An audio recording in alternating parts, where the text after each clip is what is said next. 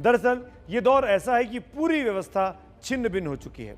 अब यूपी सरकार इस ध्वस्त सिस्टम को पटरी पर लाने की कोशिश में लगी है। उसका ऐसे दावे हैं।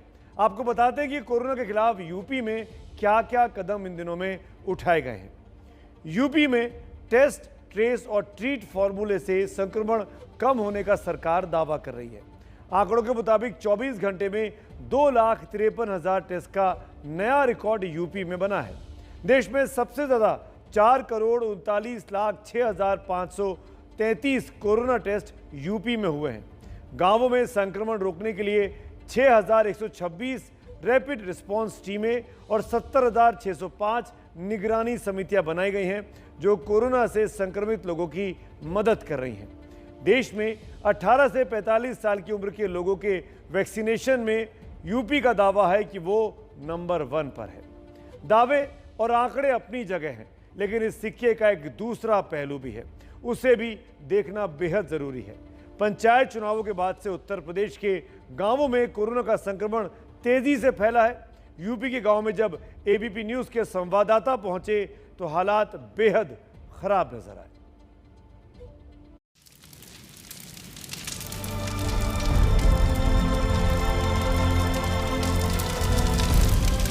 कोरोना ने शमशान को कब्रिस्तान बना दिया। गंगा किनारे अपने को जला नहीं पाए तो क्या हुआ, गंगा की रेती में दफन करके ही मोक्ष की कामना कर ली। उन्नाव के बक्सर घाट की ये तस्वीरें कोरोना काल में यूपी के गांवों का दर्द बयां करने के लिए काफी हैं। घाट में आधा किलोमीटर की जमीन के नीचे लाशें दफन हैं। ज्यादातर लाशें आसपास के गांव वालों की हैं, जो आए तो थे दाह संस्कार करने, लेकिन 2 गज जमीन को ही मरने वाले का आशियाना बना दिया।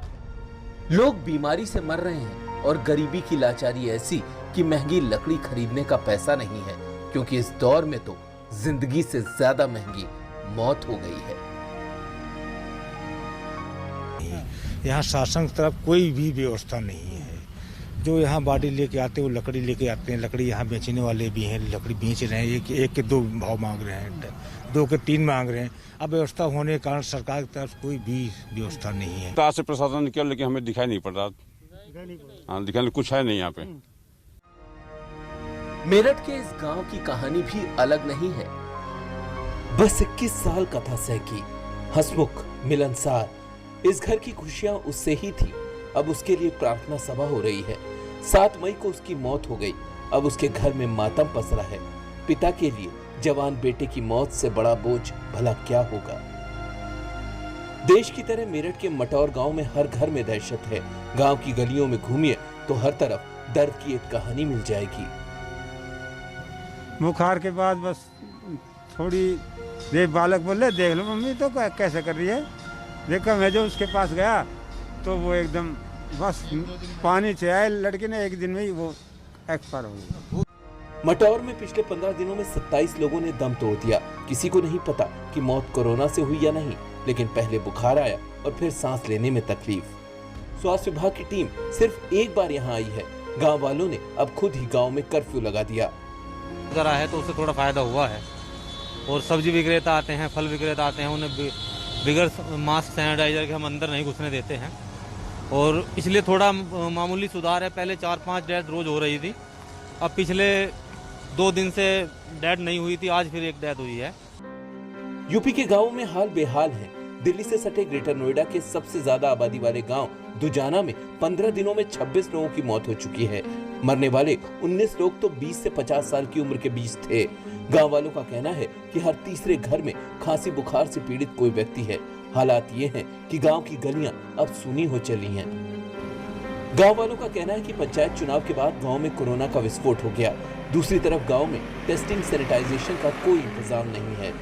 डॉक्टरों की टीम इतनी नहीं आई जो टेस्टिंग कल ही आए थे वो, और उधर ही से लेके चले गए, इधर कोई नहीं आया। दरअसल दिक्कत यह है कि गांव के ज्यादातर लोग इसे साधारण खांसी बुखार समझ रहे हैं। गांव में टेस्टिंग की व्यवस्था न होने से ये पता चलना मुश्किल है कि क्या हुआ था। रायबरेली के सुल्तान खेड़ा में भी 1 महीने में 2 दर्जन से ज्यादा मौतें हो गई। गांव वाले भी कोरोना से डरे हुए हैं। क्वारंटीन के डर से वो बीमारी छिपा रहे हैं। प्रशासन उन्हें जागरूक करने में लगा है। सरकार का दावा है कि गांव में कोरोना को रोकने का हर इंतजाम किया जा रहा है। उत्तर प्रदेश के गांवों में पंचायत चुनाव के बाद कोरोना की रफ्तार बहुत तेज हो गई है।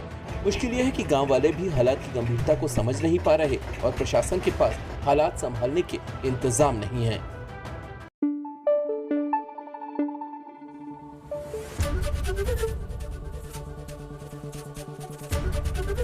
एबीपी न्यूज आपको रखे आगे।